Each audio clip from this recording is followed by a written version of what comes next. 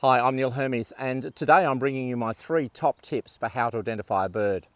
You might be visiting a new place, you might be visiting a new country, you might be on holidays, you might be just a beginner looking at trying to identify a bird for the first time in your garden.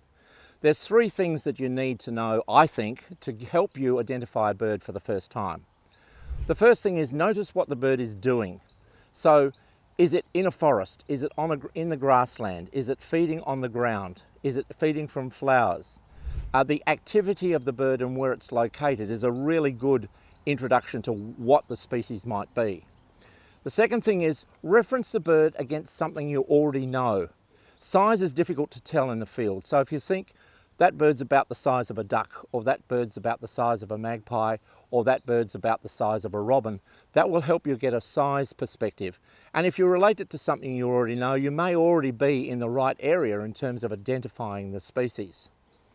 The third thing is you have to notice some features about the bird. It might be a crest, it might be a particular piece of colour, and it's important to draw a little note to yourself about what they are. I draw a little picture like this, really elaborate drawing, and just make a note on a sketch about the colours that I might see, or a feature that I see. It doesn't have to be elaborate, but it's just an aide-memoire for you when you go to a field guide to check to see whether or not, in fact, that was a feature you saw.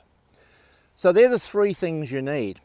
Then you need to go to a field guide and have to try and identify which bird you're seeing. Now, there's a trick with field guides. If you're in North America, you could look in a field guide that has all the birds of North America, but there's almost 1,000 species in that book, and that's tricky to tell the bird that you're watching in your garden. If I was in North America, I could actually use an East of the United States book, which would have less species in it and give me a greater chance of finding the bird I knew. But if I happen to be in New York, I might get a list and a guide to the birds of New York, and more than likely I'd be able to find the bird I've seen in something that has many less birds in the total set for me to pick from.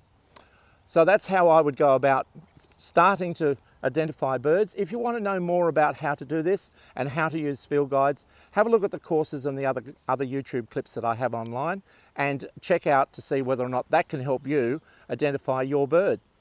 Happy birding!